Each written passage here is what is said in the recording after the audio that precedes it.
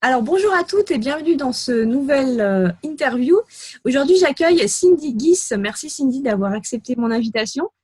Alors, Avec plaisir. avant de te laisser la parole, je vais faire une petite introduction. Alors, donc Cindy, tu es une ancienne pianiste. Tu as commencé à l'âge de 4 ans et donc tu as baigné dans un environnement perfectionniste très tôt. En 2015, suite à un burn-out maternel, tu as décidé de dire stop à la femme, l'épouse et la mère parfaite pour dire oui à une vie plus épanouie et faite d'imperfections. En fait, la vie. Mm. Ouais, c'est ça. Aujourd'hui, donc, tu es entrepreneur et tu aides les femmes à sortir de ce complexe de perfection. Tu aides aussi les auteurs à écrire et vendre leurs livres parce que tu es toi-même auteur de 2 livres. Le premier, Il jure beaucoup d'enfants et un paquet de linge sale. Et le deuxième, J'arrête d'être parfaite. Yes. Je suis fan. Voilà. Donc, je vais te laisser la parole. Je vais te laisser nous expliquer un petit peu ton parcours. Ouais. Tu as dit que j'ai baigné dans un milieu très exigeant depuis toute petite avec le piano. Et c'est vrai que comme mon premier concours était à l'âge de 4 ans et que j'en ai fait chaque année et que l'objectif c'était d'avoir toujours les félicitations du jury, la mention très bien, les médailles, etc. Très vite, j'ai compris que je devais éviter les fausses notes et j'ai fait ça aussi dans mon quotidien. J'étais la petite fille qui, euh, qui revient à la maison avec les collants tout blancs. Je m'asseyais pas sur les trottoirs. Voilà, enfin, j'essayais d'être vraiment le cliché de la petite fille parfaite avec sa robe à froufrou, son petit nœud dans les cheveux, bien poli, toujours au bon endroit, etc. Et c'est vrai que quand les enfants s'amusaient, c'est après l'école ou même entre midi et deux, bah moi, c'était dès que j'avais du temps libre, c'était il faut que je travaille mon piano. Et, euh, et donc, j'ai développé ce que j'appelle la maladie de l'idéal. Mais finalement, moi, mon affaire, c'est avec le piano, mais je pense qu'on est à peu près 7 femmes sur 10 à souffrir à un moment donné de perfectionnisme dans notre vie. Et cette maladie de l'idéal, c'est de se dire que c'est jamais assez, c'est jamais suffisant, qu'on pourrait toujours faire mieux. Et au final, ça crée énormément de souffrance au quotidien, de la culpabilité, une mauvaise estime de soi. Et au lieu de se dire qu'on s'est juste trompé de stratégie, de méthode, on finit par se dire qu'il y a un problème avec nous. Et on le prend personnellement et se dire, ben voilà, sans doute que à côté, mon amie, ma soeur, ma voisine, ma mère, pour elle, c'est genre plus facile, ce serait beaucoup mieux. Mais moi, je suis pas capable, je suis pas à la hauteur. Mhm. Et, euh, et donc ça a créé un déséquilibre dans mon quotidien parce que je suis devenue un tyran pour moi-même, mais je suis devenue un tyran pour ma famille, pour ceux que j'aime le plus, mon conjoint, mes enfants. Et ça fait que je suis devenue finalement, en voulant devenir cette femme parfaite, je suis devenue l'opposé, c'est-à-dire que cette exigence m'a rendue malade et je suis devenue une femme qui crie, qui claque des portes, qui dit des gros mots, qui en a ras-le-bol de tout, qui est fatiguée, débordée et qui a juste trop de pression et qui pète un plomb. Mhm. Donc quand j'ai pété un plomb, c'est forcément avec l'arrivée des enfants, tu vois. Mhm. Je crois que tu es maman aussi. Oui. Mhm. Un Donc garçon. tu comprends, Oui, oui, je tu comprends tout à comprends fait. ce que je veux Ça nous dire. change, hein, ça nous change. Ça nous change de devenir. Ça nous fait évoluer C'est aussi. ça. Donc toi, tu as 3 garçons, moi j'ai 3 enfants aussi. Avec la première, j'ai essayé de garder ce masque social, de dire ouais, tout va bien, j'assure. Oui. Ça va pas, mais je dis que ça va, je garde le sourire. Mais au bout du deuxième, c'était vraiment plus possible. Ma maison était en bazar, le linge, ça suivait pas. Et en fait, tout ce qui devrait être un détail, parce que finalement, l'enjeu, il n'est pas grand, tu vois. Là, je parle de choses de la maison. Oui. Tout ce qui devrait être un détail est devenu une montagne pour moi, c'est devenu énorme. Euh, et c'est là vraiment que j'ai eu ce déclic de dire, ben, moi j'ai fait une thérapie, j'ai fait du coaching, et un jour j'ai compris, ah mais j'ai pas besoin de vouloir que tout soit parfait, c'est ok, je peux rechercher la progression plutôt que la perfection, j'ai le droit de tester, j'ai le droit de me tromper, j'ai le droit de pas y arriver, j'ai le droit de dire que ça va pas, et finalement je suis passée de je dois, il faut, je devrais à j'en ai envie, ça me fait plaisir. J'ai remis de la joie un peu dans mon quotidien. Je suis devenue gentille avec moi-même. Et ça a tout changé. Oui, tu t'es dit, j'ai le droit, quoi. Ouais, c'est ça. Mm. J'ai remis tu vois, des choses vraiment bêtes comme, je sais pas, j'étais devenue la nana qui court toujours après ses enfants. Mets tes chaussures, mets tes chaussons. Bon, bah, je me suis autorisée à dire, bah, on marche tous pieds nus, puis c'est pas grave. Oui. Je trouve pas la deuxième paire de chaussettes. Ah, j'en ai marre, elles sont où? Ces chaussettes, elles disparaissent, c'est pas possible, vous les bouffez ou quoi? Tu vois, de dire, bah, pas grave, t'as pas de chaussettes, t'en as pas, c'est pas la même couleur, bah écoute, je m'en fous. Enfin, tu vois, j'ai commencé à me dire que finalement, j'ai choisi mes batailles. J'ai pas lâché l'affaire sur tout, mais j'ai choisi mes batailles de me dire, c'est quoi l'enjeu? Est-ce que vraiment je veux mettre toute mon énergie pour ça, ou est-ce que j'ai des choses plus importantes à faire dans la vie, en fait? Voilà. D'accord. Et ça, donc, c'était après l'arrivée de ton deuxième enfant, finalement, c'est ça? C'est ça. Ça a été le déclencheur, en fait, ouais. C'est vraiment ça. Je pense qu'elle est née en mai. Mon premier coaching que j'ai fait, enfin, où moi, j'ai fait appel à une coach, c'était en juillet, tu vois, c'était l'été qui a suivi. Donc, c'était vraiment tout bébé. Et il y a eu ce fameux déclic où voilà, j'ai eu 30 minutes de coaching par téléphone. J'étais censée être en vacances, mais c'était pas du tout les vacances pour moi. Genre, j'arrivais pas à Décrocher. etc. Ouais. Et puis, ça a été un déclic. Je me rappelle que à cette époque-là, j'osais même pas. En fait, ma fille aînée, elle mangeait même pas toute seule parce que, non, parce que tu vas t'en mettre partout. Tu sais, j'ai donné une cuillère et entre chaque cuillère, avec le mouchoir, je faisais une cuillère. Ouais. En fait, c'est usant, c'est fatigant, tu vois. Et c'est normal qu'après, tu n'y arrives pas parce que tu fais tout pour y arriver, mais forcément, tes efforts, ils sont démesurés. Donc après, tu te fatigues et forcément, tu n'atteins pas tes objectifs. Donc, j'ai découvert que la stratégie inverse, c'est beaucoup plus efficace. C'est-à-dire que finalement, c'est quand tu acceptes de ne pas mettre ton énergie à fond dans tout qu'il y a des choses qui fonctionnent au-delà de tes espérances, tu vois. C'est-à-dire, je suis passée de je fais tout pour y arriver, je mets toute mon énergie et je rate, à j'accepte que ça ne fonctionne pas et en fait, ça marche. En fait, ça réussit, ouais.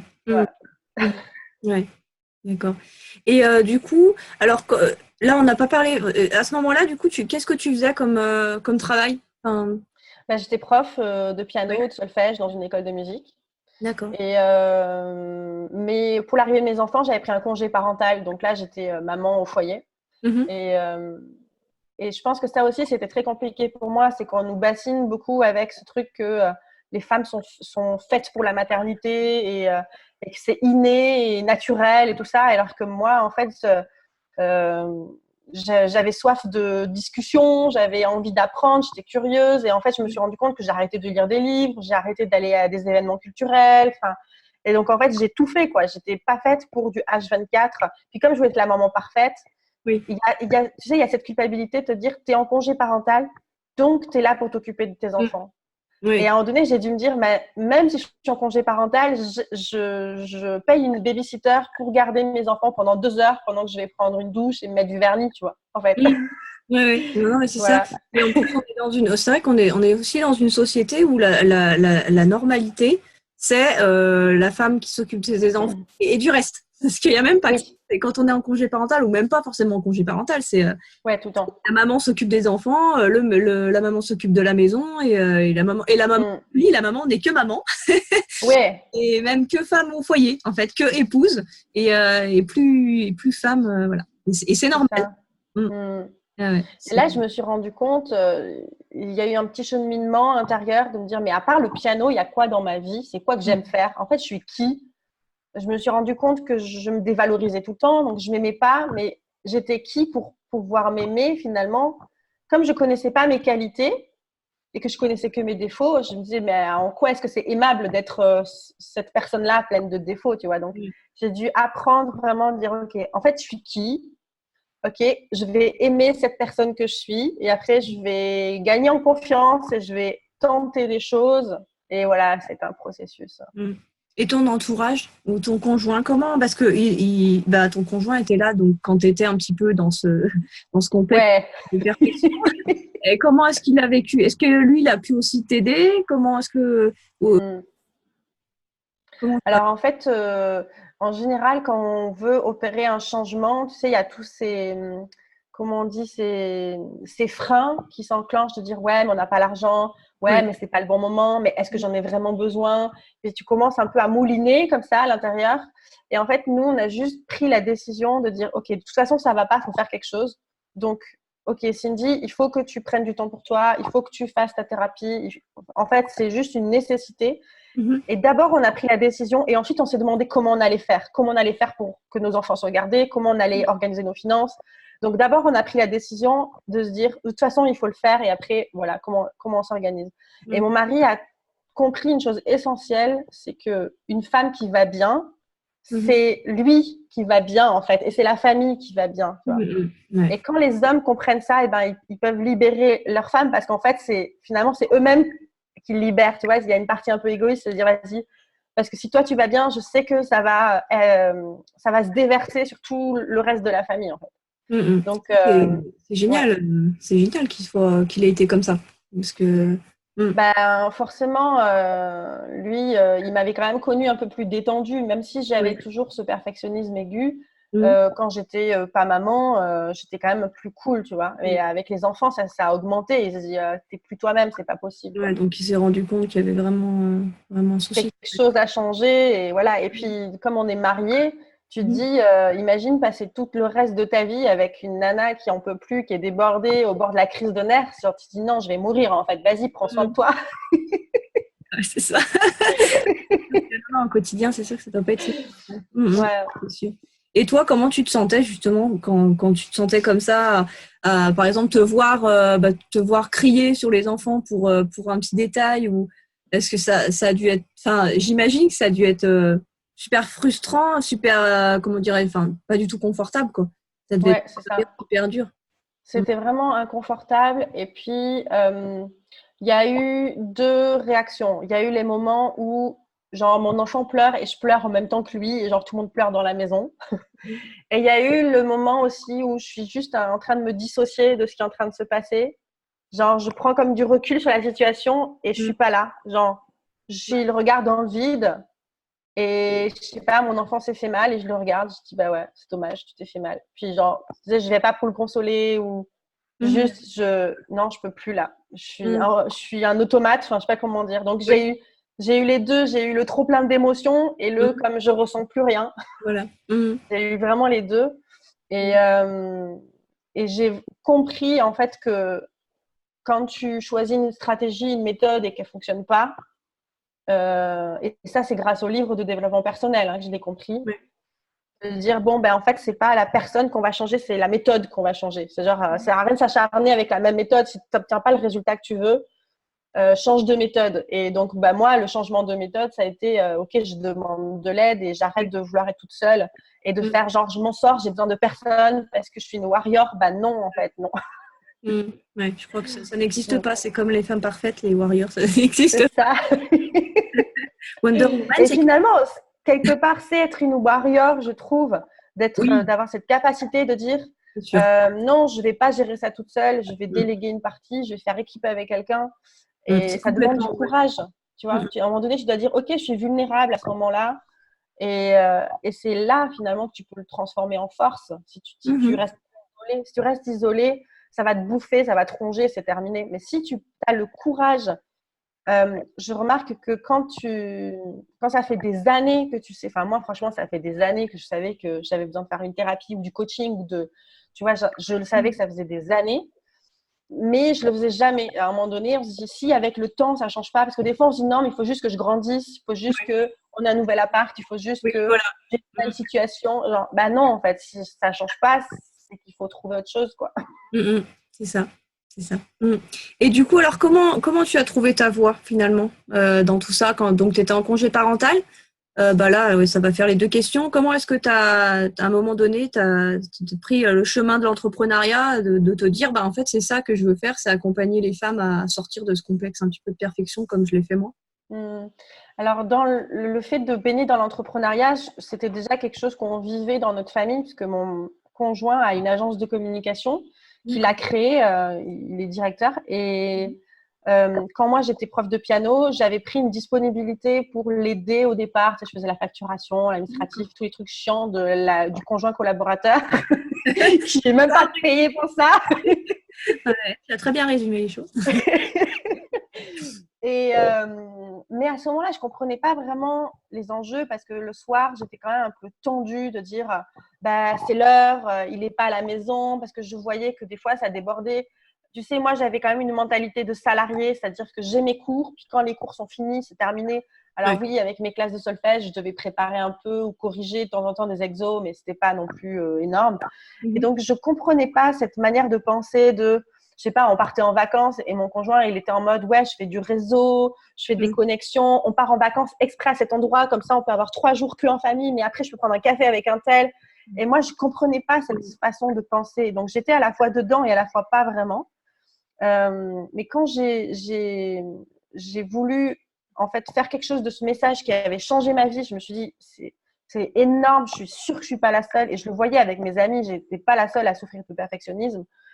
Je me suis dit bon ok, je vais partager ça. Au départ, j'ai commencé petit, tu vois, j'ai trouvé un blog qui m'intéressait sur internet, j'ai proposé d'écrire des articles gratuitement, j'ai dit est-ce que je pourrais participer à l'écriture d'articles.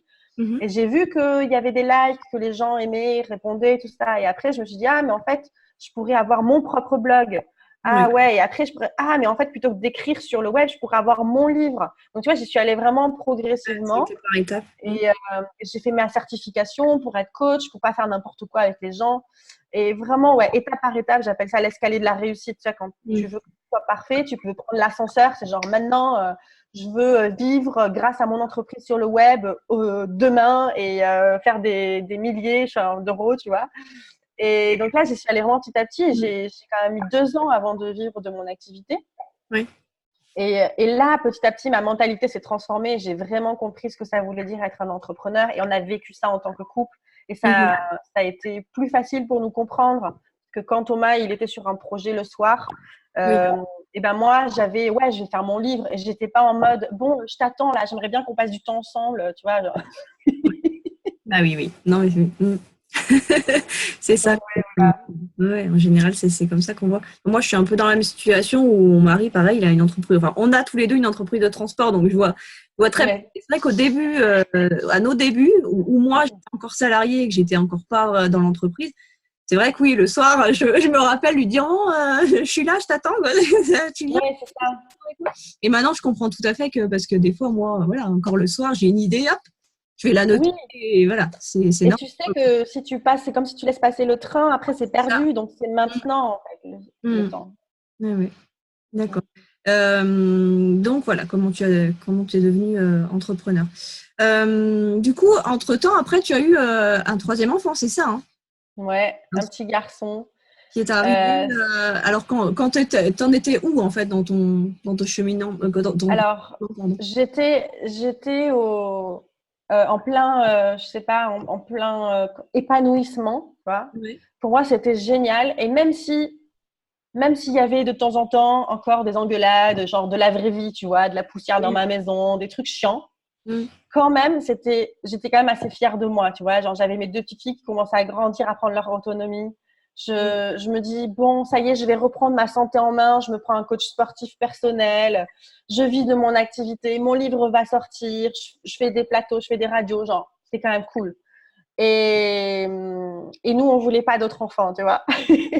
Et une nuit, je me réveille avec une fringale énorme. Et là, je sais dans cette sensation de je suis pompée de l'intérieur, genre mon corps est vide, on me prend mes ressources. Cette sensation, je savais d'où ça venait. Je me suis dit oh non, je suis enceinte. Et en fait, ça a été un drame pour moi. J'ai arrêté toutes mes activités. J'avais des programmes en ligne, tu sais, sur Facebook qui tournaient. Je les ai arrêtés. Tous mes rendez-vous de coaching, mes clientes, je leur ai dit je peux pas vous aider. J'ai besoin d'aide. Genre voilà, je pleurais tous les jours. Et je sais que c'est difficile pour des femmes d'entendre ça parce qu'il y a des femmes qui feraient tout pour avoir un enfant. Mais il y en a qui vraiment, pour elles, je sais pas, ça réveille des peurs, ça réveille voilà, plein de choses. Elles veulent pas, quoi. Et moi, ça a été un peu le summum du lâcher prise, de me dire, ok, c'est pas moi qui maîtrise tout, j'ai pas tout en main. Il y a comme quelque chose de plus grand que moi. Et comment est-ce que je vais transformer ce que moi aujourd'hui je juge d'inconfortable? Comment je vais le transformer pour en faire quelque chose de bien?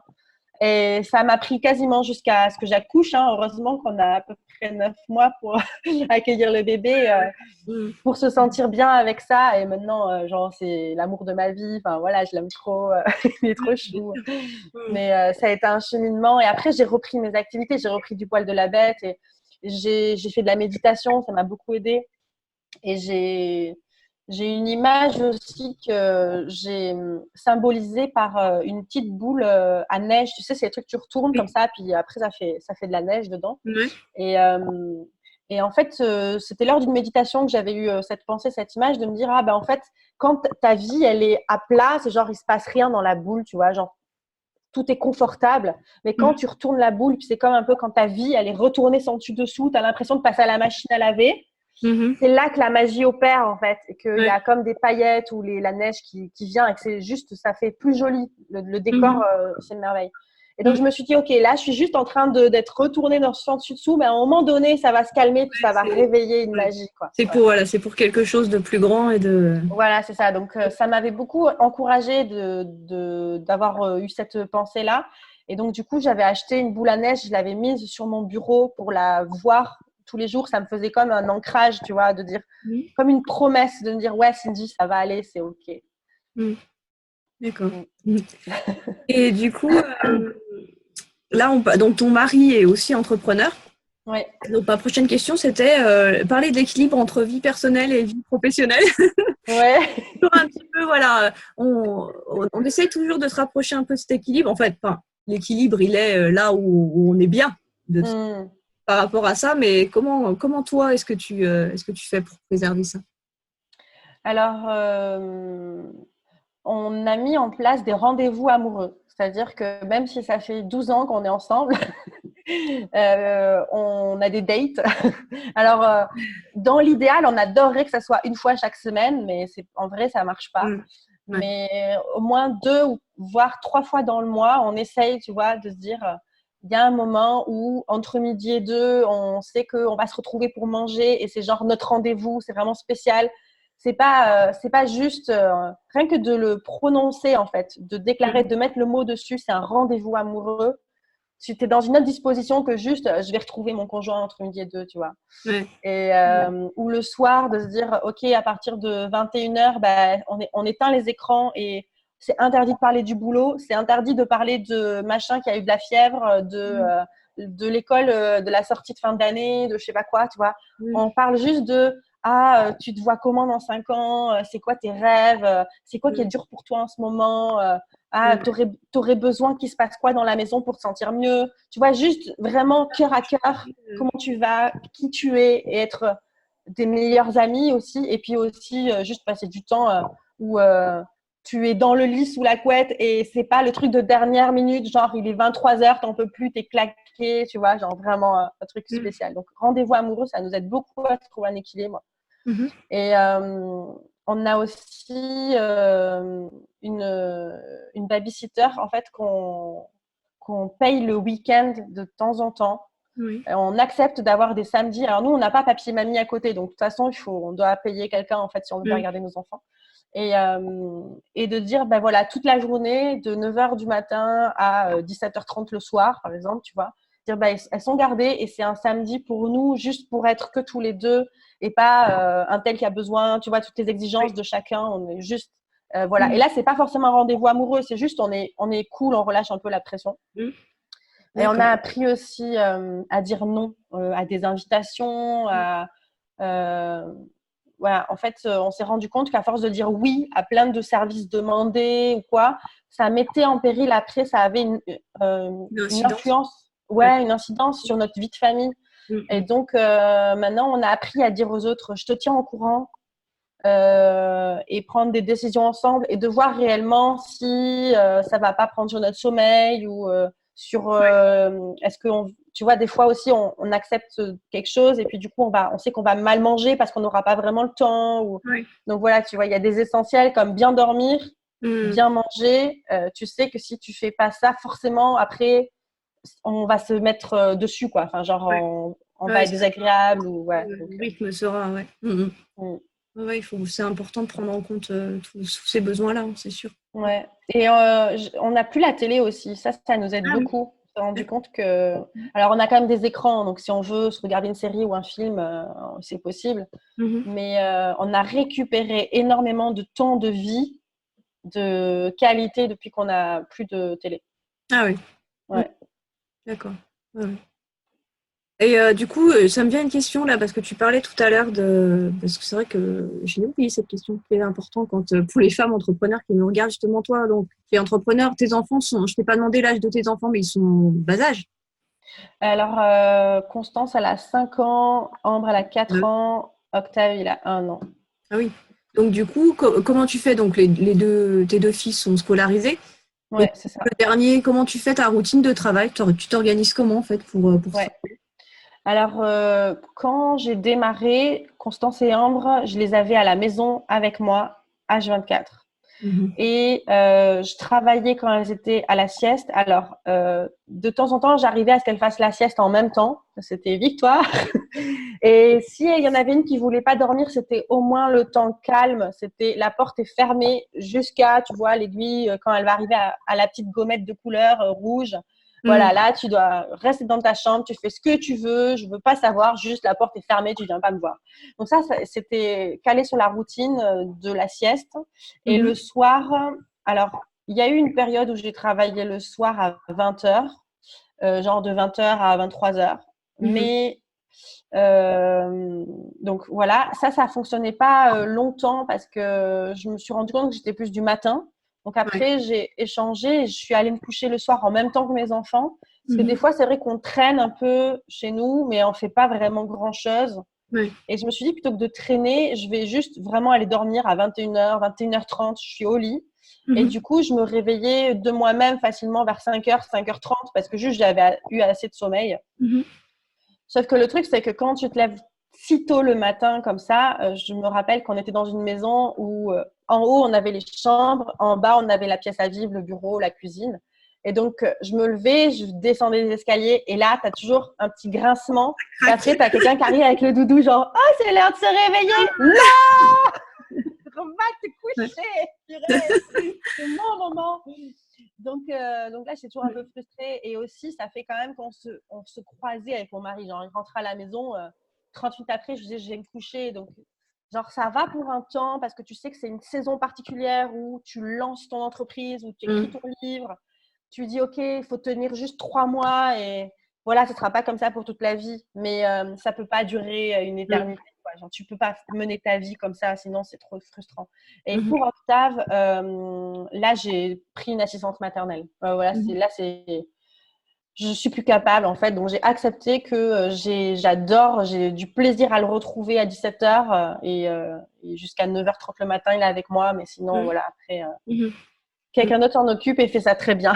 Oui, oui, Voilà. bah, de toute façon, après, voilà, il faut travail. C'est comme si, de toute façon, tu partais travailler. Ouais, c'est ça. C'est ça. Ouais. Il faut, d'accord. Et alors, du coup, euh, là, tu as quand même écrit 2 livres. Donc, du coup, Mhm. je me rends compte que tu as écrit 2 livres, finalement, en n'ayant pas tant que ça de temps, finalement, pour ton entreprise. Mhm. Ouais. C'est juste énorme. Enfin, ça me paraît inimaginable d'écrire comme ça. Mm. Ouais, ouais. Mais moi aussi, maintenant, je me dis, mais comment j'ai fait? Comment c'est possible? Mais tu sais, moi-même, je sais pas trop comment j'ai fait, mais je crois que c'est vraiment une clé de se dire, est-ce que j'en ai très envie à l'intérieur?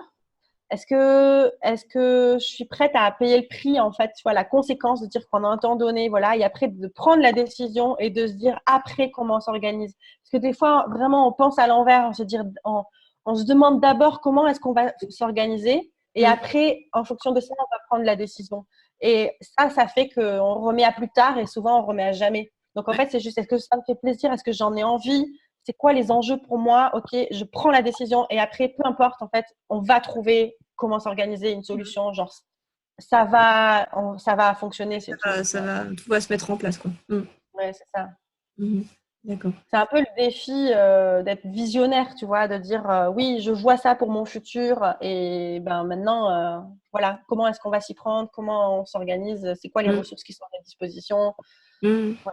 Mm. Ouais, c'est mettre la décision au centre et tout placer autour. Mhm. Ouais, c'est ça. Ouais, ouais, d'accord.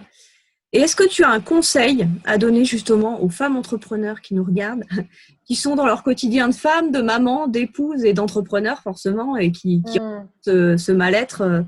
de toujours vouloir être dans la perfection, en fait. Alors déjà, le premier conseil, hein, je te coupe, mais c'est de lire le livre. Franchement, je le recommande vraiment parce que vous allez voir, vous allez vous reconnaître tout de suite, première ligne, même juste en lisant la 4e de couverture. Donc, qu'est-ce que ce serait un conseil ou une astuce, quelque chose à dire que tu as envie de dire? Je pense que ça se résume à oser. Je me rends compte qu'on est beaucoup guidé par la peur, les femmes, tu vois. On a peur de mal faire, on a peur de se tromper, on a peur d'être jugé, on a peur d'être critiqué, on a peur que ça marche pas, on a peur d'être une mauvaise mère, on a peur de pas avoir assez de temps avec nos enfants. Enfin, genre, on a peur, quoi. Et je trouve que l'antidote à la peur, c'est juste d'oser, de dire, OK, c'est quoi la liste de mes peurs? Je sais pas, on a peur de mettre un chapeau, on a peur de mettre une robe à fleurs, tu sais, on a plein de petites peurs comme ça. On a peur à la boulangère de lui demander une baguette un petit peu plus cuite. On a peur de déranger. Enfin, voilà. Et en fait, je pense vraiment que pour mener une vie entrepreneuriale et aussi de vie de femme, etc., ce qui va faire qu'on va se déployer et s'épanouir, c'est qu'on va oser, on va tenter des choses. Et plus on va le faire, plus on va être à l'aise et moins la peur va être notre guide. Et on va devenir audacieuse. Et c'est vraiment ça pour moi, c'est que quand tu lâches ton perfectionnisme, tu deviens une femme audacieuse qui tente en fait et qui n'a pas peur que ça ne fonctionne pas comme dans l'idéal. Voilà. Et pour ça, on n'est pas obligé de tenter, d'oser tout de suite des trucs énormes comme aller dans l'Himalaya ou je ne sais pas quoi, tu vois.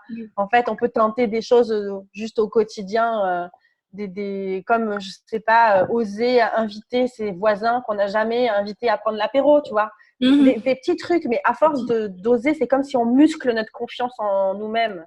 Et c'est comme ça qu'on y arrive, je pense.